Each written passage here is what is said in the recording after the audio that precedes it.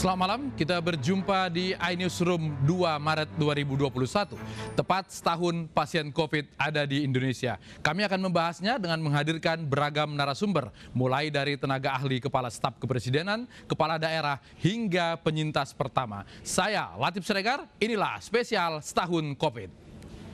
Menyampaikan ada 2 positif terkena virus COVID-19.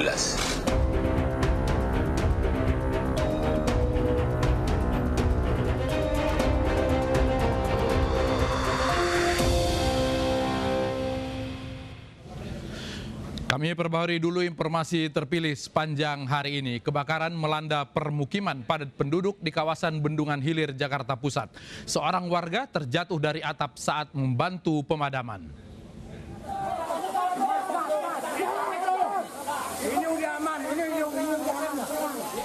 Kebakaran yang terjadi di Jalan Administrasi 1 Bendungan Hilir, Tanah Abang, Jakarta Pusat diduga akibat kebocoran tabung gas yang berasal dari salah satu dapur rumah kontrakan.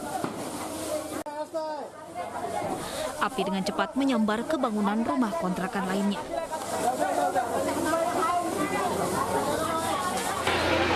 Bapak saya ngontrak ke sini. Katanya sedang masak atau. Tapi di rumah lagi nggak ada orang? Nggak ada, bapak saya kerja. Oh, tapi habis lah ya semuanya? Habis.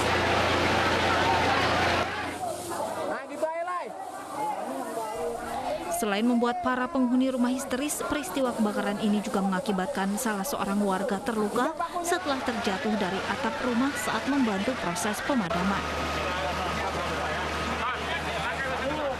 Dengan cara ditandu, korban selanjutnya dievakuasi ke rumah sakit terdekat untuk mendapatkan pertolongan medis.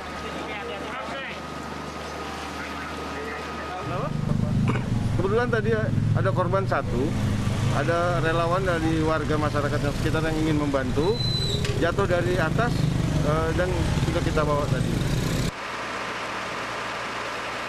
Meski sempat kesulitan mencapai titik api di tengah permukiman padat, 70 petugas akhirnya berhasil menjinakkan kobaran api dengan menerjunkan 17 unit mobil penyemprot air dalam waktu setengah jam.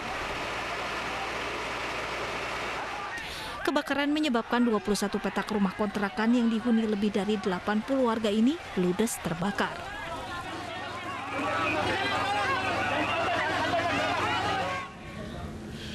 Gunung Sinabung di Kabupaten Karo, Sumatera Utara kembali menggeliat. Luncuran awan panas setinggi 5 km membuat kecamatan Tigandarket gelap gulita tertutup debu vulkanik.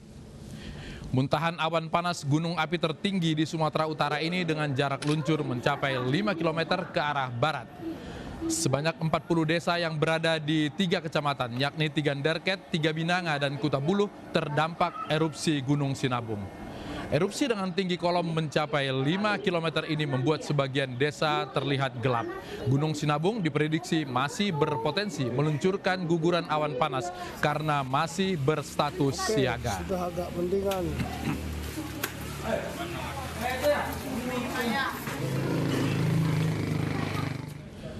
Bagaimana kondisi di Tigandarket pada sore hari ini? Sudah ada kontributor kami, Ebenezer Pinem, di lokasi. Eben, selamat sore menjelang malam. Selamat sore, Latif. Bagaimana situasi di sana? Apakah guguran atau awan masih terus terjadi? Untuk luncuran awan panas hingga sore ini telah berhenti. Namun siang tadi sempat terjadi erupsi susulan setinggi 1000 meter.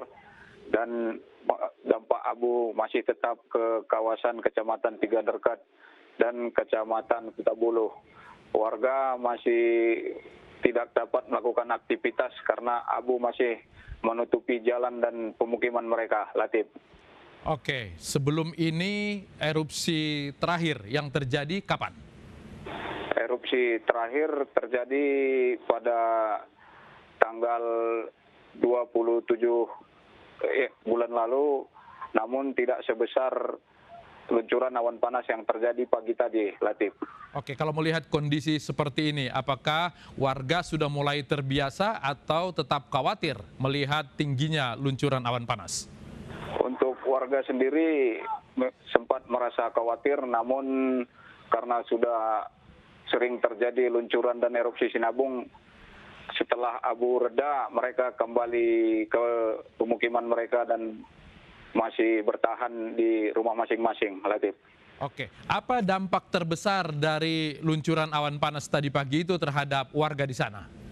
Untuk dampak terbesar adalah lahan pertanian warga, di mana banyak lahan pertanian warga seperti tanaman hortikultura, seperti sayuran, seperti jenis tomat, cabai yang rusak akibat dampak abu tersebut. Dan kemungkinan kalau hujan tidak terjadi akan gagal panen, Latif. Oke, banyak yang mengungsi gara-gara kejadian ini atau warga bertahan di rumah? Sampai saat ini warga masih tetap bertahan di rumah masing-masing karena imbauan dari pihak BPBD maupun Pemkab Karo belum ada untuk mengungsi.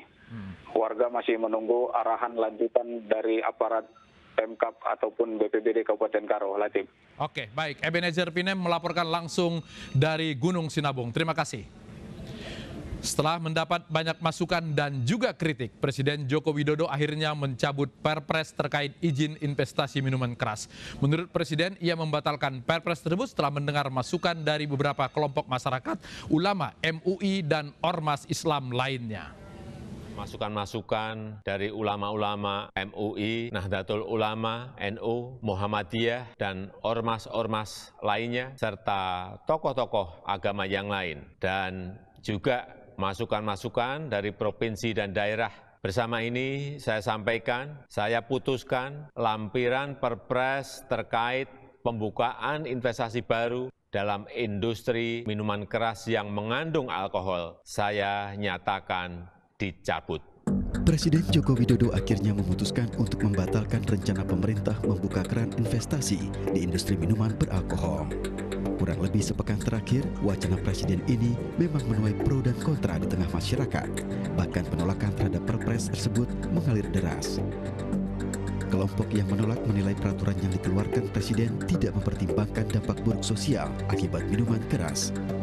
Sementara kelompok yang mendukung menyebutkan salah satu keuntungan Perpres tersebut akan membuka lapangan kerja serta mengendalikan peredaran minuman keras yang saat ini masih banyak bersembunyi.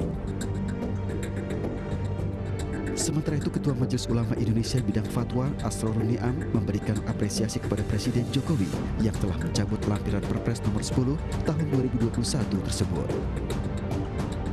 Presiden secara bijak mengambil keputusan untuk pencabutan, dan ini sekaligus juga sebagai momentum baik untuk menegaskan soal positioning kita hanya menyusun peraturan perundang-undangan yang mewujudkan kemaslahatan publik serta melakukan evaluasi atas berbagai ketentuan peraturan perundang-undangan yang punya potensi destruksi di tengah masyarakat.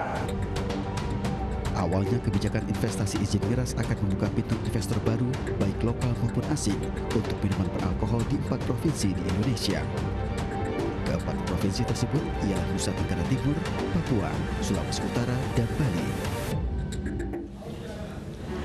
Setahun semenjak divonis positif COVID, apa kabar pasien pertama corona di Indonesia? Kami hadirkan usai jeda berikut.